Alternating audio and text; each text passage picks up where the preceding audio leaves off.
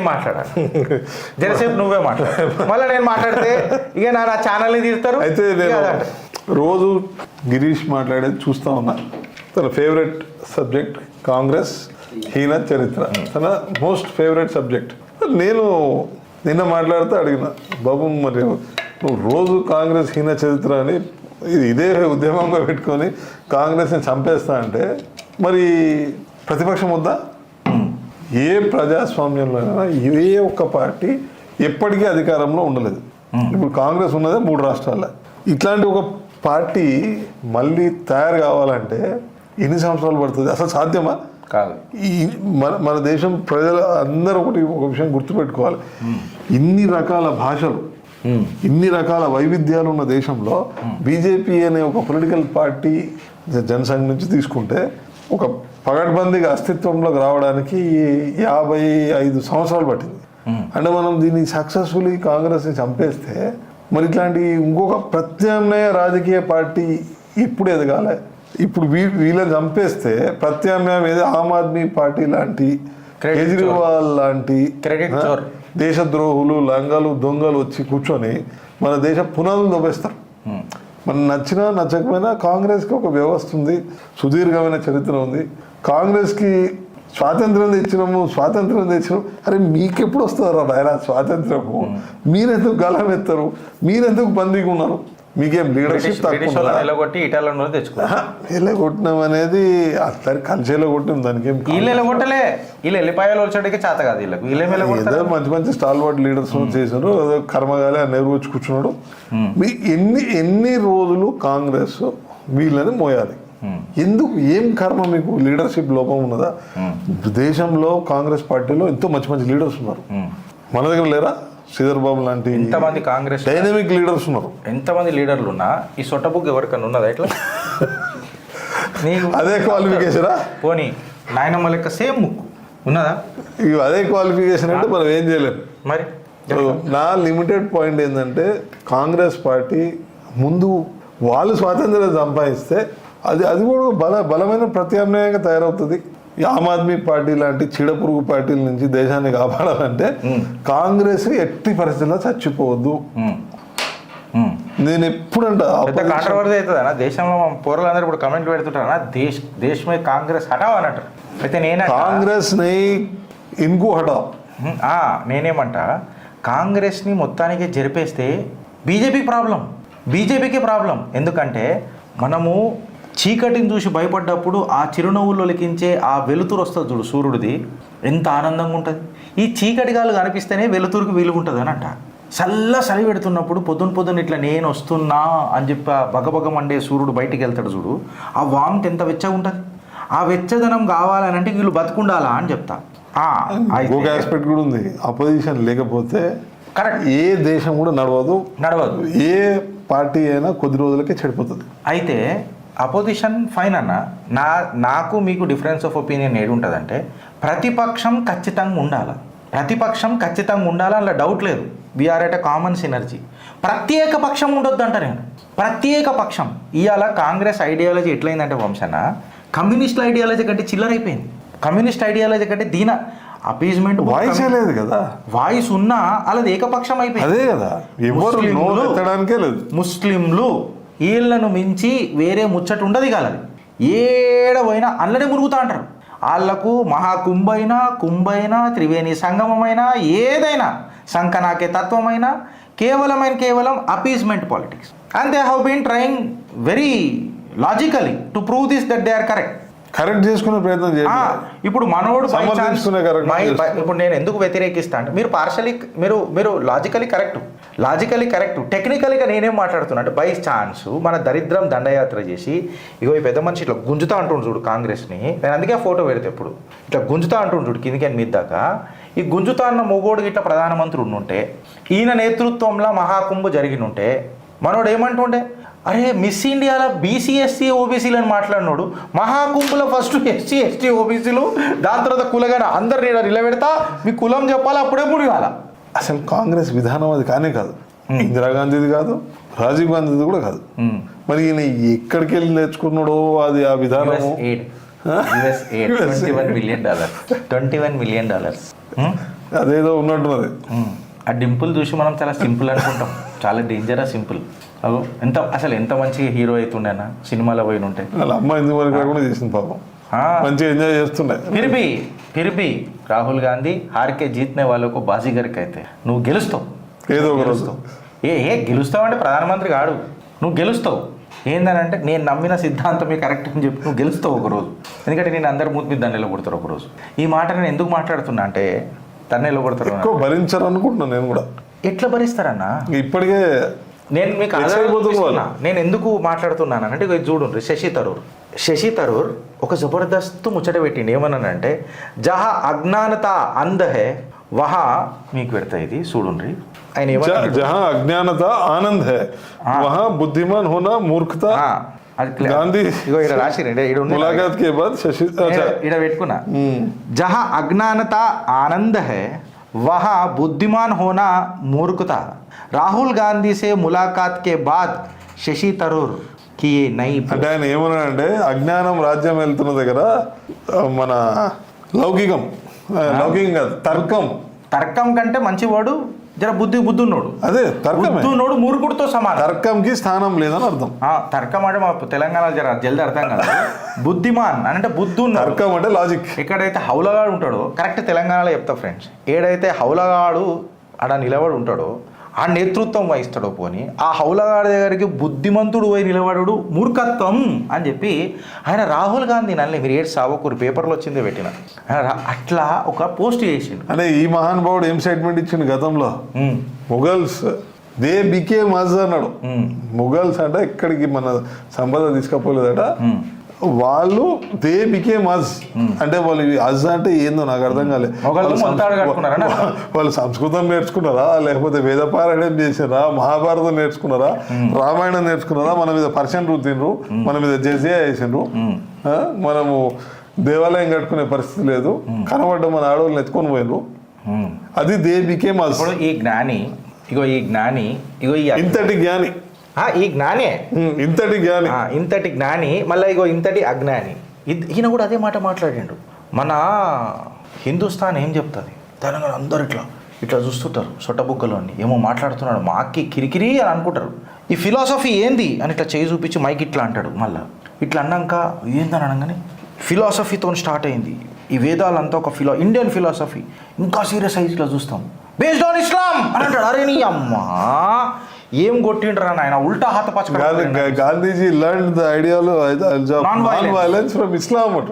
ఇక అది నేను అనుకుంటా వాళ్ళు ఇన్నోళ్ళు తలకాయలు పట్టుకొని తలకాయ పెట్టుకోవాలి, ఏడేడ మొలిసిన ఇంటికెలకు కట్టుకొని గిటార్ కొట్టుకోవాలని అర్థం కాదు. మనోడు మాట్లాడు నాన్ వైలెన్స్ ఫ్రమ్ ఇస్లాం. వాళ్ళు కూడా నవ్వింటారు, వాళ్ళు నవ్వరు. కరెక్ట్ రాసిండు.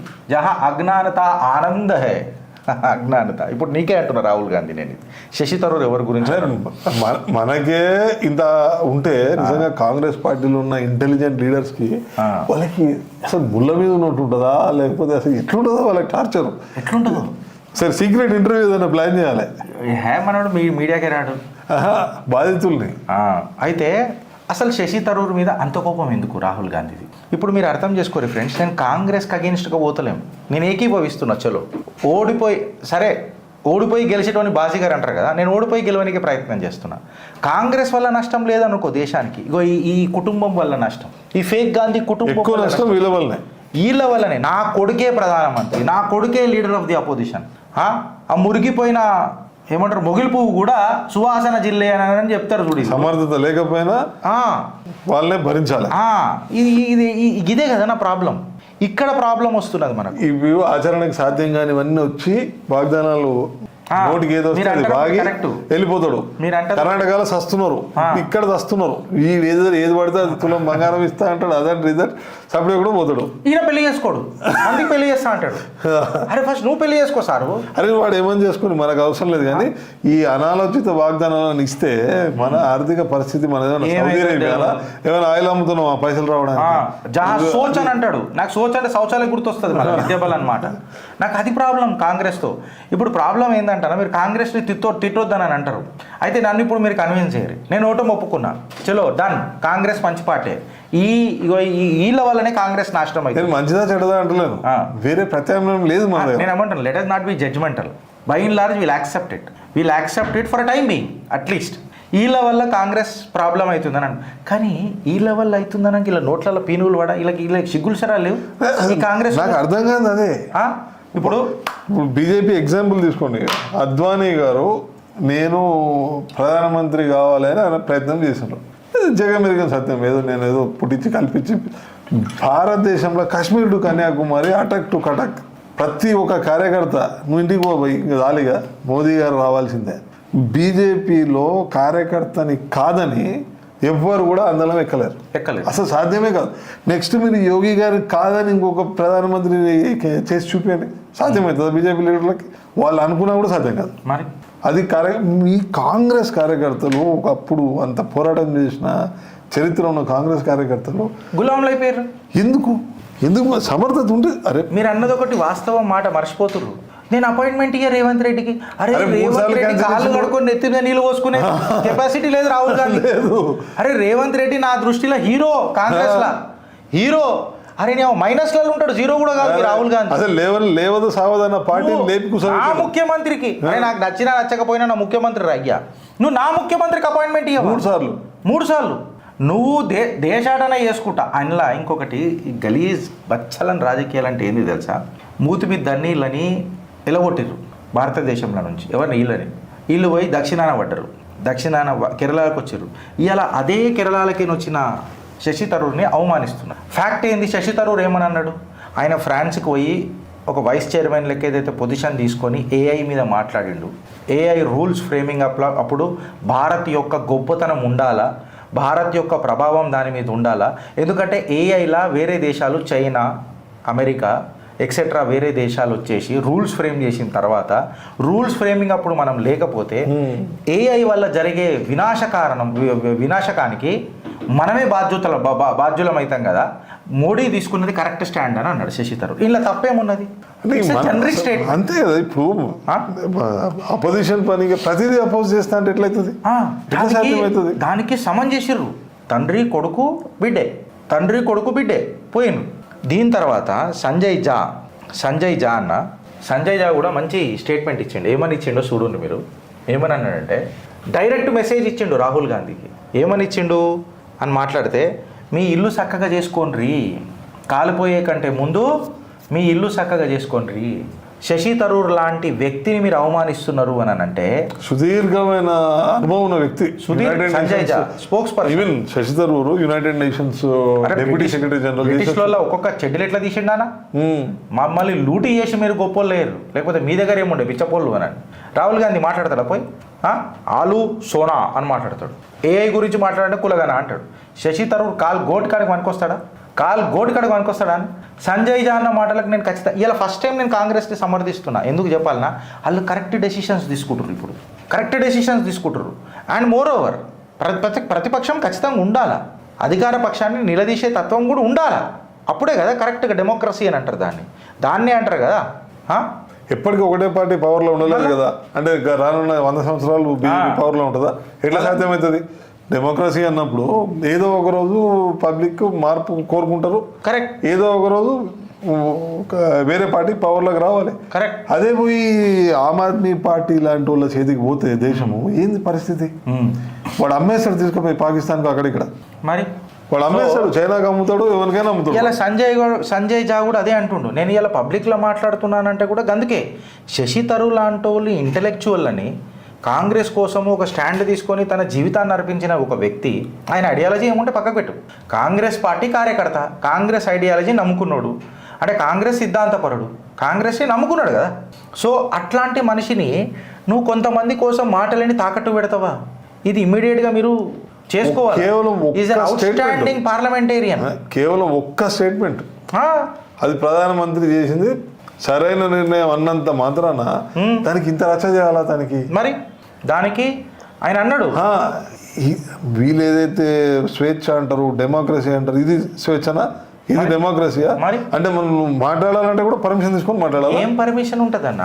ఇప్పుడు రాజీనామా సోనియా గాంధీ రాజీనామా చేసినట్టు, సోనియా గాంధీ రాజీనామా చేసి రాజీనామా పత్రం సోనియా గాంధీకే ఇస్తుంది. సోనియా గాంధీని పిలిపిస్తుంది. సోనియా గాంధీని పిలిపించిన తర్వాత సోనియా గాంధీతో చర్చించి ఈ రాజీనామా సోనియా గాంధీ ఎందుకు చేసినామని చెప్పి సోనియా గాంధీ అడిగి కారణాలు తెలుసుకొని సోనియా గాంధీ ఇచ్చిన రాజీనామా పత్రాన్ని సోనియా గాంధీ రిజెక్ట్ చేసి అని అనగానే సోనియా గాంధీ కార్యకర్తలందరూ సపోర్ట్లు కొడతారు. ఇక్కడ కార్యకర్త అనేది లాస్ట్కి వచ్చిండు సపోర్ట్లు కొట్టనికినే, మిగతాదంతా సోనియా గాంధీ నడిచింది. సేమ్ రాహుల్ గాంధీ ఇలా కార్యకర్త అనేటోడు ఏడున్నాడు? గదే నేను రోజు మాట్లాడతాను మీ కాంగ్రెస్ వాళ్ళకు. మీ కాంగ్రెస్ 24 మంది లాయర్లను పెట్టి రామజన్మభూమి అప్పుడు మాట్లాడినప్పుడు మీకు సిగ్గులు శరాలు ఉన్నాయి రవి? నాకు అర్థం కాదు. రాముడు చాలా బాధపడరు, మరి కాంగ్రెస్ కార్యకర్తలు చాలా బాధపడరు, ఏం చేసే పరిస్థితి లేదు. రాముడు కాల్పనిక్ అని చెప్పింది మీ సోనియా గాంధీ. అసొంటి సోనియా గాంధీ మన తెలంగాణ తల్లి అవుతుందా? ఎమోషన్ అవుతుందా తెలంగాణకు? ఏం మాట్లాడతారు రవి? నాకు అర్థం కాదు. మీరు నాకు ఆడ బాధ. నేను ఇక్కడ వంశనతో నాన్నే కొట్లాట పెట్టుకుంటా.